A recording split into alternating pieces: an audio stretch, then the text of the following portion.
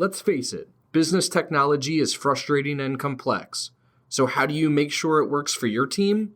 To make IT right, start the discussion at go-domain.com.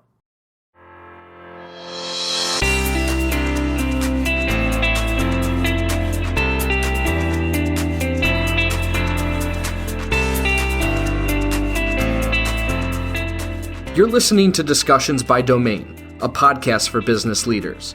Our discussions may be with people you've probably heard of before, but the majority of our guests are in the trenches, professionals like you and I, with the same challenges and struggles of keeping up in the Northeast. They're implementing strategies, overcoming hurdles. They're leading the fastest growing businesses in our region. My name is Anthony DeGraw, Director of Partnerships at Domain Computer Services, and the host of this show. When I'm not talking with business leaders, you'll hear stories from behind the scenes of Domain and the ups and downs of our own growth journey, as we intend to take over the world. Just kidding. Well, maybe. Let's get into the show. Welcome to another episode of Discussions by Domain. I am your host, Anthony DeGraw, and today I wanted to quickly introduce part 2 of Judy Selby, principal at Judy Selby Consulting's episode. In part 1, Judy discussed what cyber insurance covers and how existing general liability and professional liability policies respond. In part 2, Judy's going to get into cyber insurance for your business, how you go about purchasing it, and what to look out for. She also is the first guest on the podcast who is giving our audience a free gift. Judy has actually written 2 books on this subject and has allowed us, Discussions by Domain, to give them away as downloadable resources on our website. So if those are interesting to you, you can check them out directly at go-domain.com/resources. Once again, that's go-domain.com/resources. Her first book was 5 Steps to the Right Coverage, Demystifying Cyber Insurance. And her second book was A Closer Look at Cyber Insurance, Exploring New Coverages, including GDPR and other regulations. I hope you enjoy part 2 with Judy Selby from Judy Selby Consulting, and I'll look forward to getting your responses to those resources and books that she's provided to us. Enjoy. So we're going to finalize the cyber discussion with which coincides with a special offering that you have for the audience. But Judy, how do I get cyber insurance policies for my business? Do I just reach out to my property and casualty or general liability agent and go from there?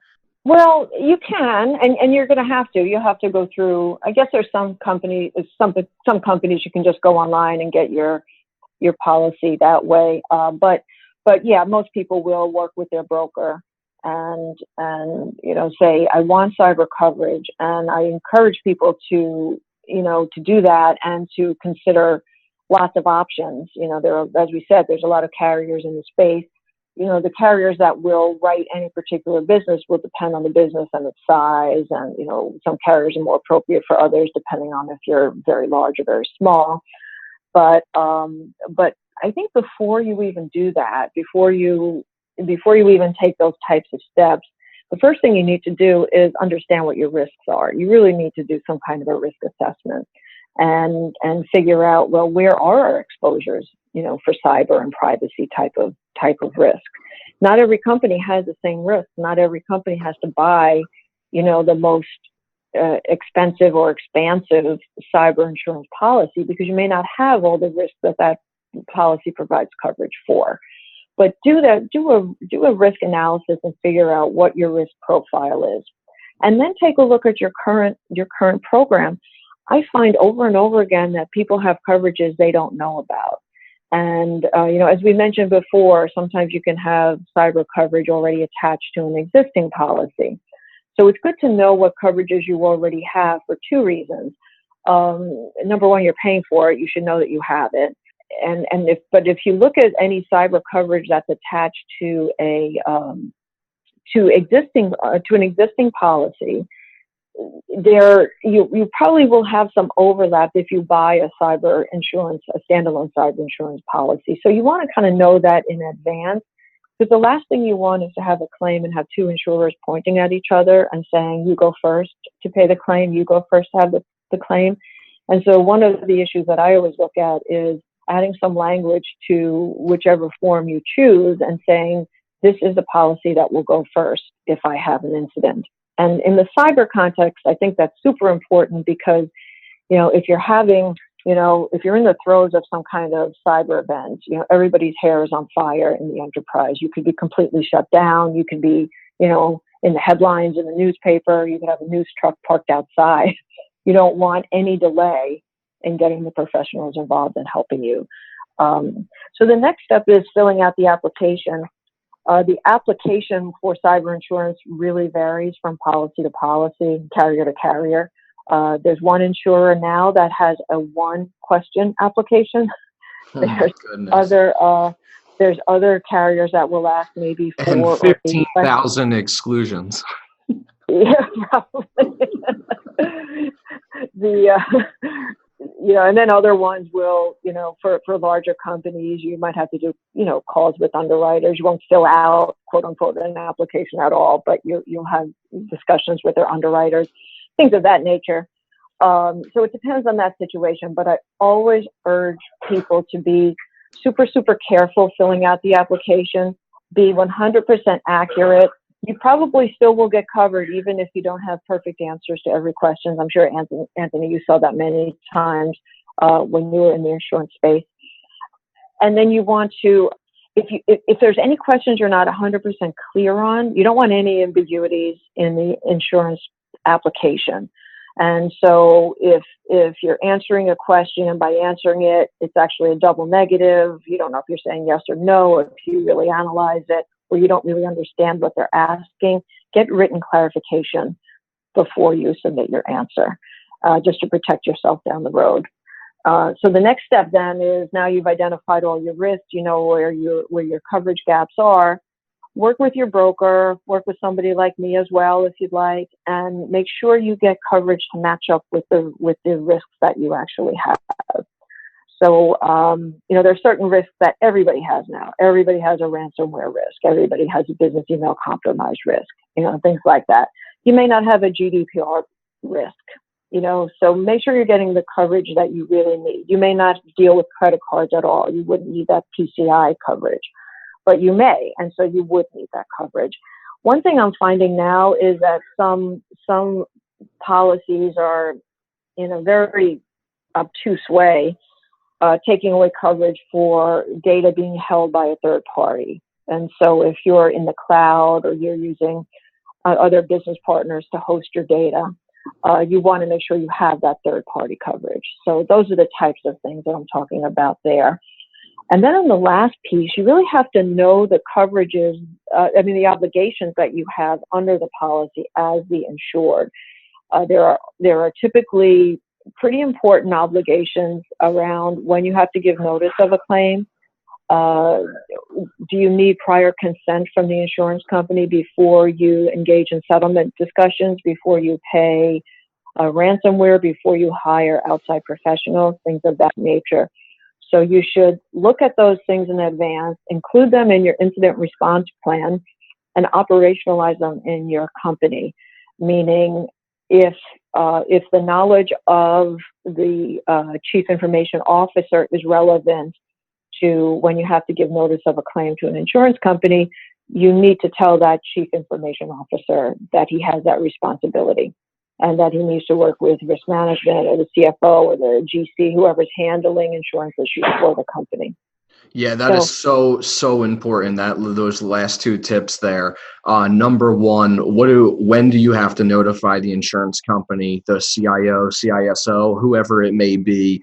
How does that read in the policy? And making sure that those individuals, especially as the agent or broker, making sure that those individuals, or at least the management team, know to communicate that to those individuals, because the CFO who's negotiating insurance coverage and policies may not tell the CIO or the CISO, when they need to notify them, and they may not even know how to communicate that. I think that's very important, because then at the end of the day, coverage is either going to be granted or or taken away because of a potential mistake in that area. And the other one that I saw that you mentioned, which was before you pay out anything, whether it be a ransom. I think I read the case back in the day, the P.F. Chang's case, and it had to do with the credit card reissuing or the debit card reissuing with Bank of America. And they just went ahead and paid it and never got confirmation from, I think the carrier was Chubb, but please check me on that. And they paid out, I think it was $800,000 or something to reissue a ton of cards for Bank of America. And they went to Chubb or whoever the carrier was and said, can you reimburse us for this? And they were like, absolutely not.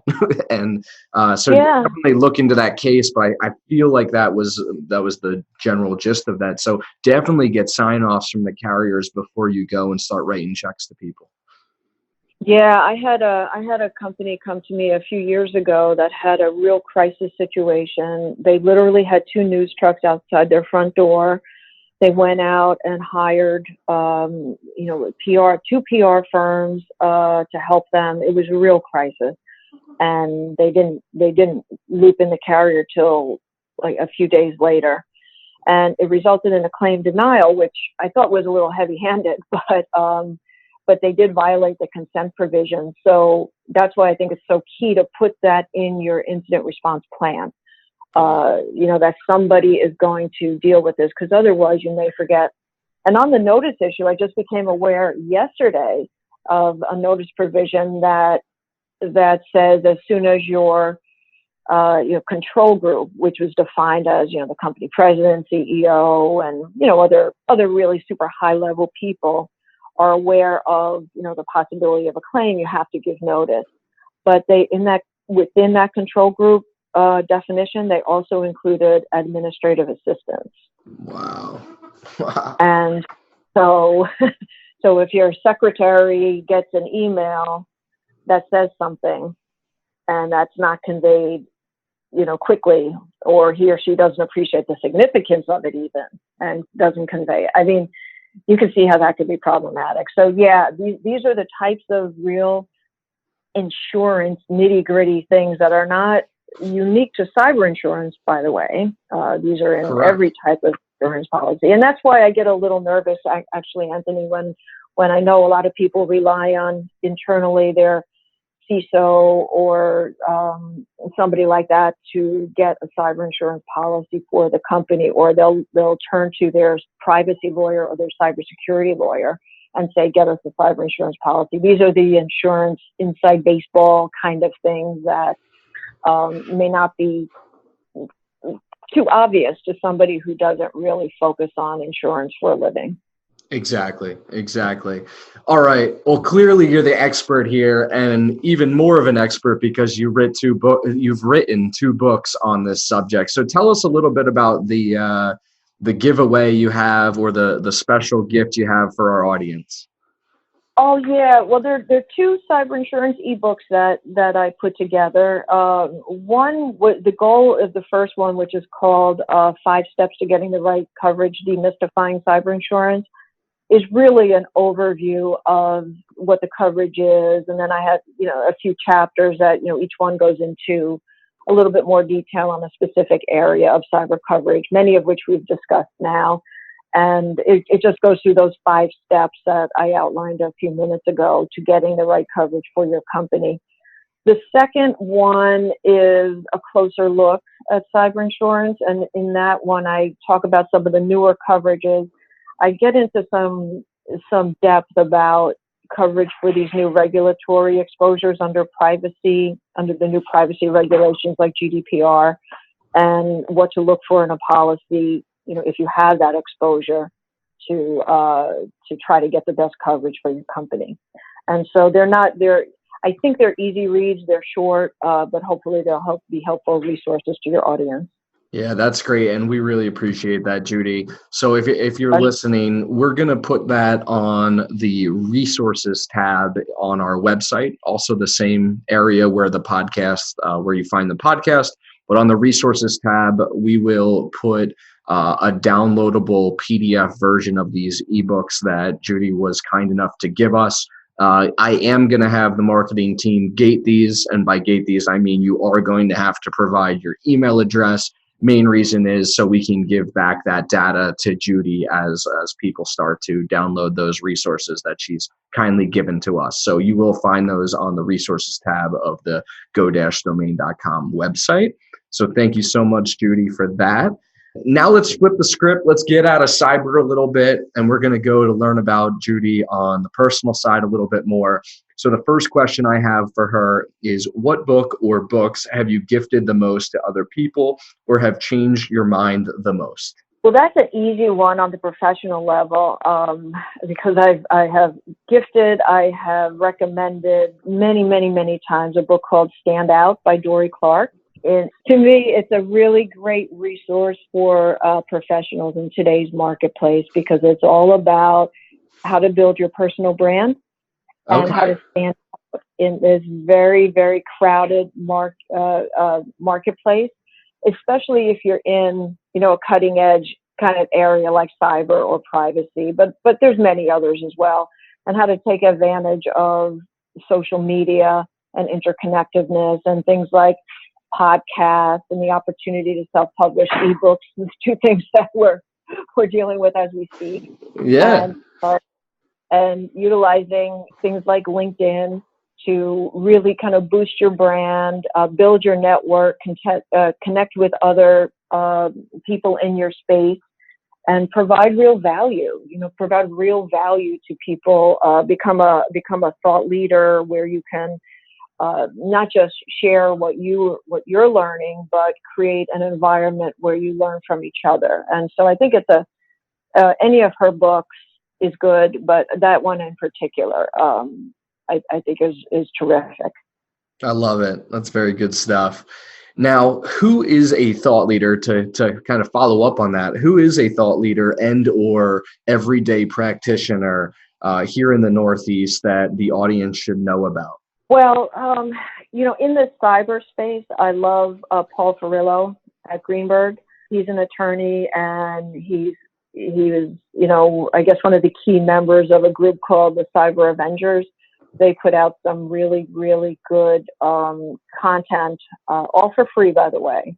And they do a lot of thought leadership in other ways as well on these types of issues. And, again, going back to the point we made earlier about going to where the puck is going, a lot of people are out there just reporting on things that just happened. But in this area, it's important to try to figure out, to understand what's happening now and what has happened in the past, but also where is this leading us? Where are we? What's the next thing we have to watch out for? Or what's the next thing that we can take advantage of? And so I think Paul and guys like Sean Tuma, who's not in the Northeast, but he's down in Texas, are great resources for people to follow and be aware of. Great. Very good. We'll have to make sure we tag Paul in the episode publish and make sure we get him on here to see what he's up to. What advice would you give to your 25-year-old self? And if you could kind of preference that with where were you at when you were 25? Like, give us the context of where you were in your career at 25, and then what advice would you give that individual? At 25, I was not yet in law school. At 25, I was probably recovering from a knee surgery of some sort. I used to be a trainer and a coach for a living, and had a horrific knee injury when I was pretty young. Like if it was on TV, people would look away. But I know. But so I was at that stage of my life, I was dealing with a transition out of that, that world, and figuring out next steps, right before I went to law school. So I did go to law school, obviously. And I guess the thing that I wish I had more of then, I probably wish I had more of now, is patience. Things can, take a while to, work themselves out. You see this a lot in terms of business development, even. When I was at my law firm, I used to give internal kind of seminars to the partners and the associates at the firm on social media and business development techniques. And I used to tell a story of a blog post I wrote, and it was a good one. I wrote it with a young associate who gave it a really cool title, and half these things are the title, I think. But the content was really strong, and it got so many likes and shares and views and all those kinds of things that are nice to have, but didn't get any real business coming in as a result. A year and a half later, based on that one blog post, the floodgates opened and a whole bunch of cases came in because of that one blog post.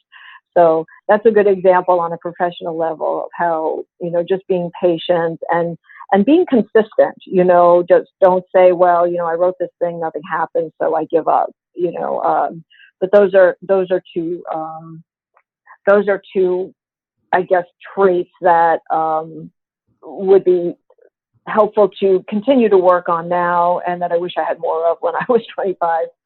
Completely agree. That is the number one thing that I struggle with, and I'm there with you, especially with the podcast. I had a post, I think a couple weeks ago now, but my number one thing was to just be consistent with it. Once a week, I wanted to have somebody on and just keep it going, and it's been good so far. And like you said, I think that year and a half, 2 years, 3 years in, is when you're really going to see it tie back to the organization and the growth of even the personal brand and connections, and the relationships that are formed from this. So it's true. It's 100% true. And if you decide to go down this road of social media, it's so important to, if you want this thing to be positive in any way, what is worse than clicking on somebody's website and you'll see the last article they wrote was 2014.